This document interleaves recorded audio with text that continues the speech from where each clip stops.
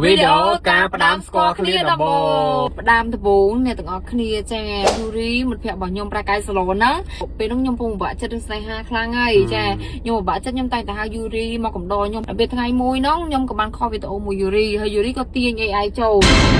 ទាញ AI ចូលហើយខ្ញុំក៏ដឹង AI នេះជាអ្នកណាដែរជាឈ្មោះអីគឺខ្ញុំអត់ស្គាល់អីទាំងអស់យល់អត់ហើយខ្ញុំក៏ថាមួយថ្ងៃហ្នឹងប្រហែលជា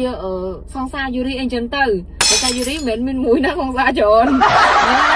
គេវានឹងគេចេះ AI ខលវីដេអូទីមួយឯងចូលហ្នឹងឯងអត់ចូលទេត្រូវអត់បានចូលទេឆ្ងល់មានគ្រប់មានអីខក្នុងពេលហ្នឹងមកបានចូលនិយាយមួយទេពេលហ្នឹងមកបានចូលខ្ញុំក៏អត់ខ្វល់ពួកអីខ្ញុំអត់ដឹងខ្ញុំឯងជាណាផងខ្ញុំក៏អត់ខ្វល់ណាមួយខ្ញុំពុំបាក់ចិត្តហ៎ចូលខ្ទង់មួយទឹកជាងនេះទៅបងតែថាបងចូលក្នុងគ្រប់ទៅក៏បងបានភ្លើងខៀវពីយូរីដែរយូរីប្រាប់ណាមិនសុកយើងទៅចឹងខ្លួនឯងថាមានភ្លើងខៀវពីយូរីគាត់ប្រាប់ណែនាំទៅព្រោះបងចូលមើល profile ហ្នឹងបងអេតតែឯងហេតុអីក៏អេតមកខ្ញុំចូលមើល profile ហើយអេតមកខ្ញុំដោយសារមានភ្លើងខៀវគេប្រាប់មកពីនោះមកដែរយល់ថាថាណែសេតអីចេះចូលទៅបែកបាក់អីអញ្ចឹងណាយើងកាត់ទៅហើយក៏មកទឹកក្រោយក៏យើងអេតទៅក៏បានខ្ទង់ 3-4 ថ្ងៃបានណែទទួលហើយរយៈពេលទទួលហ្នឹងទៅ 3-4 ថ្ងៃបានបង reply story ឯងមក story ក៏បងទៅចូល reply ទៅជាគេ reply story វាឆាតឲ្យខ្ញុំមិនអត់ចង់បកកែដូច idol ដែរតែគេឆាតreply មកឲ្យមើលហើយឆាតមកខ្ញុំហើយឆាតមកខ្ញុំខ្ញុំ reply មកឯងខ្ញុំ reply ធម្មតាដូចគ្នាហ្នឹងហើយបែបណាចែងតែបកកែដូចគ្នាប៉ុន្តែសមត្ថភាពខុសគ្នាហ្នឹងហើយបងឯងសមត្ថភាពបែបផ្សេងសមត្ថភាពអូនបែបសឹងហើយបន្តមកទៀតតមកទៀតយើងក៏ឆាតបែបធម្មតា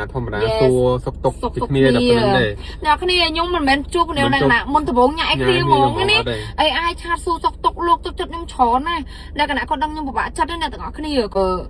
ពិបាកចិត្តទៀតហើយមែនពិបាកចិត្តរឿងអីយើងមនុស្សរងងំនឹងអីពិបាកចិត្តអីចឹងគាត់និយាយបែបលើកទឹកចិត្តយើងយល់អត់អីអាយមិនមែនវាចេញមកញ៉ែហើយយកពេលបានពេលកន្លះខែបានខ្ញុំជួបគ្នាបានខ្ញុំដេតជួបគ្នាអញ្ចឹងណាដេតជួបគ្នាហ្នឹងក៏មិនបានស្រឡាញ់គ្នាអីភ្លាមដែរនិយាយត្រង់ហ្មងជួបពេលហ្នឹងឯងជួបមាននិយាយមួយគ្នាប៉ុណ្ណឹងខ្ញុំនៅកលៀតនោះទៅគាត់នៅកលៀតនេះគាត់និយាយមួយម៉ាក់គាត់ទៅខ្ញុំនិយាយមួយបងផងខ្ញុំនាំទៅហើយមានអារម្មណ៍ថាខ្ញុំអៀនមិនទេហើយដល់ពេលខ្ញុំទៅនិយាយមួយគាត់ដឹងនិយាយពីអីទៅអីឡើងណាថាយើងអៀនអ្នកគ្នាដែរជួបថាមនុស្សអៀនពេលជួបគ្នាអៀននេះយើងនឹកឃើញនិយាយអត់មានណាឡើងណាថាគៀងមិនទៅដល់ជួបគឺគៀងមកដឹងសួរអីពីអីឯងប៉ុន្តែអ្នកគ្នាជួបដំបូងណាអីឯងអង្គុយជាមួយខ្ញុំអត់អង្គុយក្បែរណាឯងអង្គុយតុកមុខខ្ញុំអង្គុយតុកមុខខ្ញុំហើយខ្ញុំក៏មើលតាមហ្នឹងដែរយល់អត់ខ្ញុំក៏មើលតាមហ្នឹងតែមនុស្សប្រុសហ្នឹងលក្ខណៈដែលជួបឯងដំបូងគាត់មិនហ៊ានប៉ះពាល់ឯងអញ្ចឹងទៅទៅចិត្តអង្គុយនៅមុខហ្នឹងអៀនពេលខ្លះហ៊ាននិយាយអញ្ចឹងទៅមនុស្សស្រីក៏មើលតាមហ្នឹងដែរណាថ្ងៃទី2ដែលយើងដែលជួបគ្នាថ្ងៃទី2នោះរឿងយូរទៀតបាទយើងដែលជួបគ្នាម៉ែគេលក្ខណៈចេញមកបែបជាមួយនឹងស្អាតទេណាបាទយើងតបតែងខ្លួននេះទីពេលនោះគេជាមួយនឹងសក់ចេញមកស្អាតបាទជាមួយនឹងខោចេញមកស្អាតបាទអញមើលវាថាយ៉ាខ្ញុំមិននឹកស្មានទេខ្ញុំមិននឹកស្មានតែគាត់បែបលក្ខណៈចេញមកខ្ពស់អញ្ចឹងមុខបែបហ្នឹងឯងអ្នកខ្ញុំខ្លាចក្នុងទូរស័ព្ទមកទៅនឹង edit អញ្ចឹងណាក៏ប៉ិតអត់ទេចាម្នាក់នៅក្រៅស្អាតជាងទូរស័ព្ទទៀតពីមែនណាពីមែនហើយបើតែសំខាន់និយាយទៅមួយឯងខ្ញុំមើលឃើញធ្វើមួយឯងច្រើនទី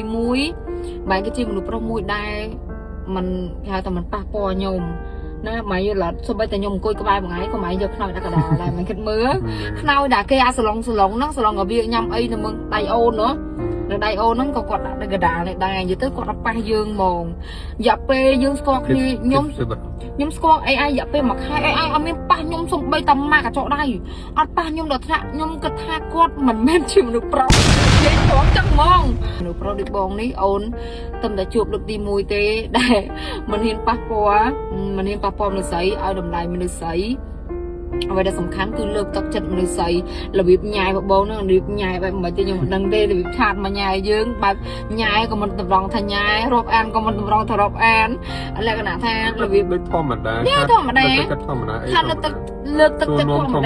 ម្មតារហូតដល់ខ្ញុំស្គាល់ AI ហ្នឹងខ្ញុំក៏គិតថាខ្ញុំចង់ចាប់ដៃគូសម្ដែងជាមួយ AI ដោយសារ AI គាត់ជាមនុស្សចេញមកខ្ពស់អញ្ចឹងទៅក៏ខ្ញុំដាក់ឈ្មោះ AI អញ្ចឹងទៅយល់អត់អ្នកគ្នារសារតែ AI នៅក្នុងទូរស័ព្ទពេលគេលេងរឿងវាចឹងខ្ពស់អីចឹងទៅរហូតមកថ្ងៃមួយដែលខ្ញុំគិតថាគាត់គឺជាមនុស្សដែលខ្ញុំនឹងយកគាត់មកគិតគូរក្នុងជីវិតរបស់ខ្ញុំ để sao bong vô cho đời này bạn chán rồi ចេះដោយសារមួយឯងយល់ចិត្តពីខ្ញុំបានច្រើនម៉ែគឺជាមនុស្សប្រុសមួយដែលលើកទឹកចិត្តខ្ញុំរហូតម៉ែដឹងថាខ្ញុំរងថ្ងៃម៉ែដឹងថាខ្ញុំខ្វះភាពកក់ក្ដៅទៅអត់មិនខ្វះភាពកក់ក្ដៅទៅរបែងអោបបើវាកក់ក្ដៅទេអត់ទេសំដីម៉ែយល់អត់សំដីសំដៅឬក៏អាការនិយាយបងឯងផ្អែមលើខ្ញុំដូចជា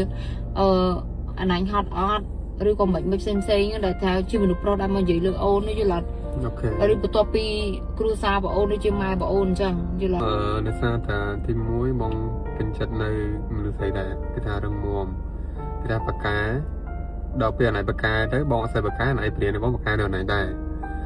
hay mình ở đây lạnh khu xa luôn anh hay trôi chất chui vào sang để thấy hay lạnh muối cứ đâm mùi là ta ót che nhẹ nhảy trắng nè mà cứ kinh chất thòng nặng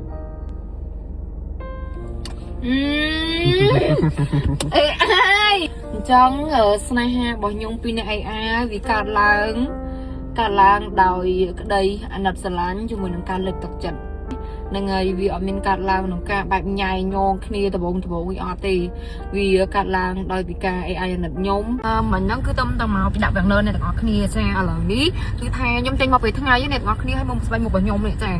ឃើញអត់ស្បែកមុខរបស់ខ្ញុំមកពេលថ្ងៃក៏ដោយពេលយប់ក៏ដោយគឺថាខ្ញុំជិះចាក់ខ្លាំងមែនតើព្រោះថាខ្ញុំចេញមកក្រៅចឹងទៅគឺថាតាក់ cushion អ្នកទាំងអស់គ្នាចាហើយសាច់ cushion គឺស្ដើងខ្លាំងមែនតើ